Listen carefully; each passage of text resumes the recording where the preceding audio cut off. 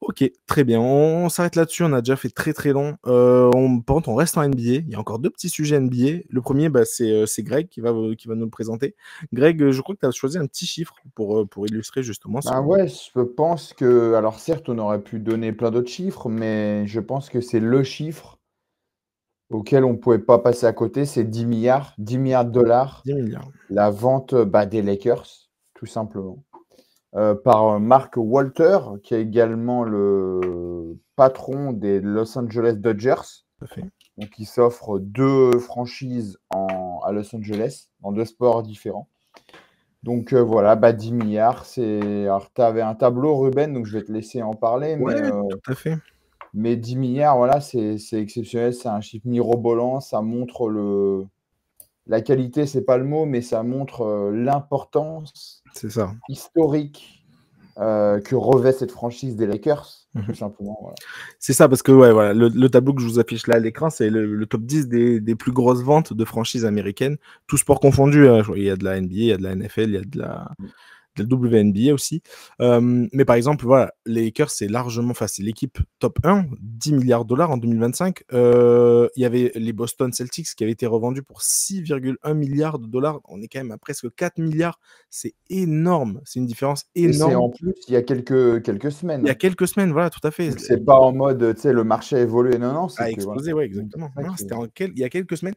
Et on le rappelle, hein, incroyable. les Celtics, équipe la plus baguée de l'histoire de la NBA. Voilà, c'est les deux équipes les plus historiques, hein, Boston et Los Angeles. Et pourtant, 4 milliards de différence. C'est vrai que moi, quand j'ai vu ce chiffre, j'ai halluciné presque parce que c'est énorme. Après, voilà, on retrouve des Washington Commanders, Denver Broncos. Je vais juste me concentrer sur de la NBA, mais voilà, il y a Phoenix qui avait été acheté pour 4 milliards. Bah, c'était Phoenix Suns et les Phoenix Mercury, donc l'équipe de WNBA. Les 4 deux, ok. milliards de dollars en 2023. Plus récemment aussi, on a eu les Dallas, enfin c'était aussi en 2003, pardon, mais Dallas qui a été vendu pour 3,5 milliards. Charlotte qui avait été vendu, on se rappelle à l'époque, par Michael Jordan pour 3 milliards de dollars aussi. Brooklyn aussi en 2019, bon, c'était il y a un peu plus longtemps, mais en 2019 qui a été revendu pour 2,3 milliards de dollars. Moi, là où je voulais juste me concentrer, du coup, on va en parler rapidement, mais bon, il y a énormément de choses qui ont fait du bruit, notamment le fait, le montant évidemment, mais notamment le fait que cette vente, il y en a beaucoup qui ont sorti la carte théorie du complot, la NBA qui aurait favorisé l'arrivée de Luka Doncic en donnant le pick 1 aux Mavs de la prochaine draft pour du coup que la franchise soit plus valorisée et du coup se revende très très cher. Bref, ça c'est des petites théories du complot. Après, les gens qui ont envie d'y croire, ils y croient. Les autres n'y croient pas évidemment, mais la vérité, le gros choc entre guillemets, c'est quand même la famille Buss, donc qui était propriétaire jusque-là de la franchise de Los Angeles. C'était une famille historique pour la ville. Enfin, on rappelle, ils sont détenteurs, la famille Buss est détenteur depuis 2019, depuis 1979 des Lakers. Donc, c'est-à-dire la période Showtime, la période avec 45 ans. voilà, 45 ans, la période Showtime, donc avec Magic Johnson, la période de Shaq et Kobe, la période de Kobe et Gasol. Enfin bref, c'est eux, tous ces choix et comment dire, tous ces titres, c'est la famille Buss. Donc évidemment que ça fait énormément de bruit, évidemment bref, que ça fait parler. La famille Buss conserve 15% du capital, donc quand même, à 10 milliards, franchement, et ils conservent 15%, c'est quand même costaud. Qu'est-ce que je voulais dire Je voulais dire, attention, juste petit truc, et du coup, c'est là où je voulais en venir avec vous. C'est qu'on l'a vu. Est-ce que du coup, cette équipe des Lakers va conserver le même, comment dire, les mêmes objectifs que ce qui avait été mis en place par du coup Jenny Buss, hein, la personne qui s'occupait de tout ça. Pourquoi je vous pose ça comme question? Parce que je l'ai dit tout à l'heure, mais Boston a été vendu et on l'a appris dans la presse américaine. Boston et les nouveaux décisionnaires de Boston ne veulent pas trop payer, sont pas trop chauds pour payer de la taxe, de la luxury tax, parce que ça fait trop d'argent. Juste pour ceux juste encore une fois, c'est énormément de petits détails, mais voilà, pour ceux qui sont pas trop au courant, mais en gros, en NBA, tu as un salary cap. Si tu dépasses ce salary cap, tu arrives dans la luxury tax. Après, il y a plusieurs EPRON, c'est-à-dire il y a plusieurs paliers de luxury tax, mais en gros, voilà, par exemple, c'était dans le palier 1 million de dollars en plus de la luxury tax, tu dois payer, ça veut dire que tu dois payer genre 6 millions. Au lieu de 1 million, tu dois payer 6 millions de plus. C'est-à-dire qu'en gros, enfin, tu payes ça à qui? À la NBA, évidemment, à l'entité NBA. Pourquoi ça a été mis en place? Bon, c'est pour un souci évidemment d'équité, puisque voilà, tu as un salary cap de salaire, et si tu as trop de joueurs trop payés, forcément tu tombes dans la luxury tax, donc tu dois payer beaucoup plus d'argent. Boston n'a pas trop envie de ça, enfin, les nouveaux décisionnaires, donc du coup tu changes de projet, c'est-à-dire une équipe qui était bâtie avec des gros joueurs champions en titre, enfin champions l'année dernière, qui était bâtie sur des gros joueurs. Il va y avoir beaucoup de mouvements cet été, c'est annoncé. Il va y avoir au moins 2 gros départs pour justement faire baisser les salaires, enfin la masse salariale. Donc voilà. On l'a vu aussi, Dallas a été vendu donc en 2023. Les nouveaux propriétaires sont arrivés et un an après, tu as le trade de Luka Doncic, rien que ça. Donc, pareil, à l'inverse, pour le coup, par exemple, les Suns, où tu avais une équipe construite petit à petit, pièce par pièce, on se rappelle, tu avais drafté Booker, tu as ajouté Chris Paul, bref, tu as essayé de bâtir pierre par pierre. Tu as un proprio qui est arrivé, qui a tout bazardé et qui s'est dit: ah non, mais moi je veux faire que des gros noms. Bradley Beal, Kevin Durant, qui a signé tout le monde, qui lui, du coup, voilà, il s'est dit: bon, je m'en fous de payer de la taxe, mais bref, il a signé tout le monde. Donc, mais en gros, ce que je veux dire, c'est que c'est un changement total de dynamique et de projet. On doit s'attendre à quoi là pour les Lakers? Allez, je donne la parole à... je te redonne la parole à toi, Greg, rapidement, mais parce que c'est toi qui as amené du coup ce sujet sur la table. On doit s'attendre à quoi là côté Lakers? Écoute, on verra. On n'a pas énormément d'infos. Après, moi, j'ai vu que, paraît-il qu'on aimerait, entre guillemets, redonner aux Lakers ces lettres de noblesse, tout simplement. Donc, ça se trouve qu'on serait OK pour, on va dire, passer au-delà de la luxury tax. On verra bien ça. Maintenant, déjà, j'ai envie de dire qu'il y a déjà 2 immenses superstars qui sont déjà là. Donc, Luka Doncic et LeBron James. Donc, je pense que, alors, construire autour de LeBron James, c'est peut-être un peu osé parce que, bon, il lui reste peut-être pas beaucoup de temps, quoique, on ne sait jamais avec lui. Mais en tout cas, je pense que ça peut être intéressant, de se débarrasser de quelques éléments et puis de renforcer, peut-être avec des jeunes autour, potentiel intéressant. Pour moi, il faut quand même une meilleure raquette, ça c'est important. Bien sûr, normal. Je pense qu'il faut aller chercher quand même des bons joueurs dans la raquette. Je disais juste ici, à l'inverse d'équipes comme les Pacers, etc. Bon, là, pour le coup, c'est connu pour être la destination de free agency par excellence, les Lakers. Donc là, pour le coup, il n'y a pas trop de problème. C'est plus compliqué pour eux de miser sur la jeunesse et de faire confiance aux jeunes. Après, quand je dis jeunesse, genre de jeunes vraiment déjà qui ont un bon background. Oui, bien sûr. Non, mais c'était pour faire un peu le parallèle avec du style, je touche du bois, mais du style un Jaylen Brown, tu vois. Oui, je comprends. Alors, ce serait un gros coup, mais bon.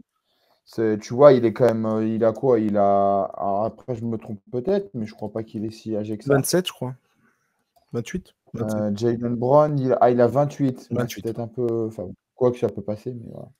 Donc, tu vois, donc un coup comme ça, pourquoi pas. Un Jamal Murray, j'en sais rien, tu vois, quelque chose comme ça. Peut-être pas Jamal Murray, parce que Doncic, un peu, ils vont se marcher dessus, mais voilà, tu vois, non, mais il cherche forcément un poste 5, tu l'as dit, c'est compliqué, il faut une nouvelle raquette, en tout cas une raquette plus solide. Il y a quelques noms qui sont évoqués, ils veulent du rim runner, des joueurs un peu mais ils ont fait à Dallas quand ils avaient entouré justement Doncic avec des Gafford, avec des Lively, pour justement des joueurs qui protègent la raquette et qui courent vite en contre-attaque. Bref, c'est un peu le profil qu'ils veulent, mais ces profils coûtent cher actuellement en NBA.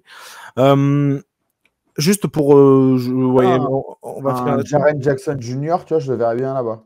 Oui, bon, après, on ils prendre pour le payer. Je sais pas trop ce que tu envoies, mais Ah je sais pas comment tu fais il a je sais pas racheté comment 10 tu fais milliards, manger hein. la salade, mais Toi, il en faut des carottes, hein. je parle de profil comme ça. Oui, non, mais bien sûr, je Voilà. suis bien Après, d'accord. je trouve que ce serait intéressant. Après, c'est sûr qu'il va falloir va falloir mettre le pognon sur la table, mais bon, il en a, Marc, hein.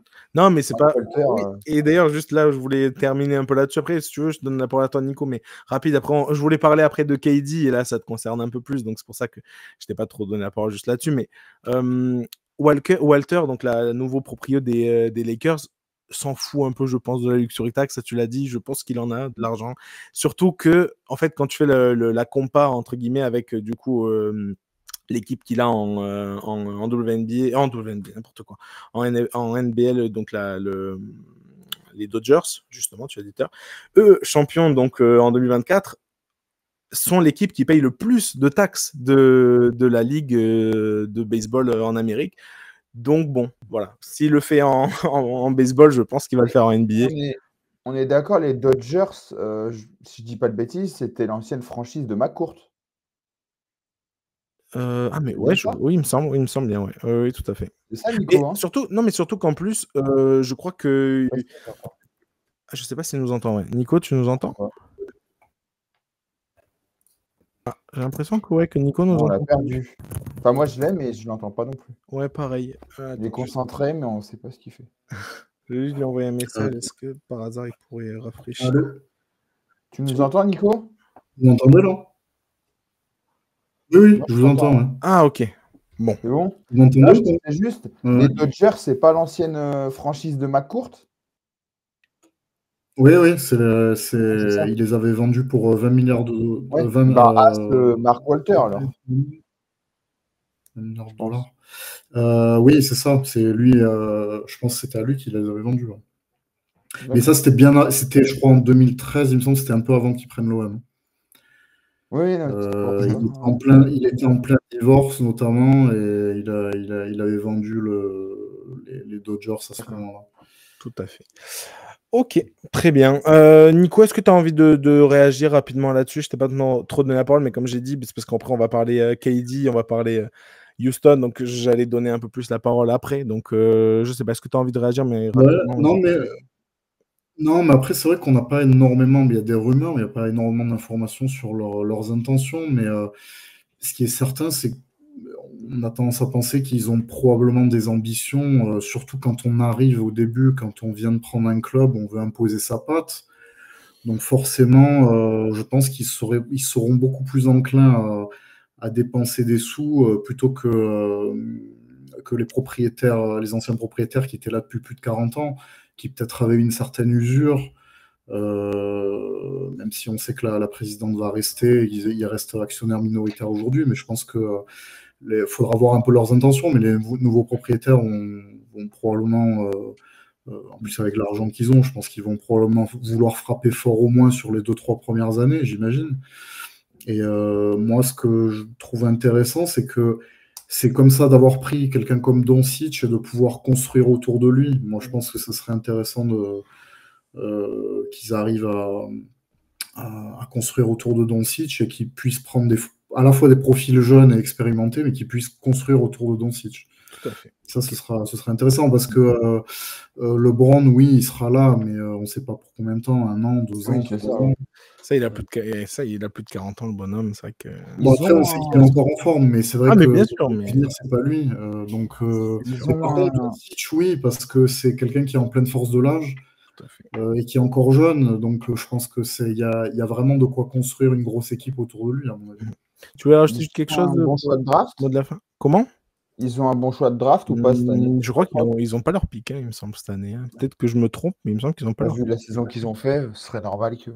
Non, mais il me semble qu'ils l'ont pas. Alors attends, je vais regarder juste les choix de draft de cette année, mais il me semble qu'ils l'ont plus leur pic. Tac, tac, tac, tac, tac. Après, j'ai pas d'infos, hein, mais pourquoi pas tenter un. Ça serait fou, mais un Antetokounmpo.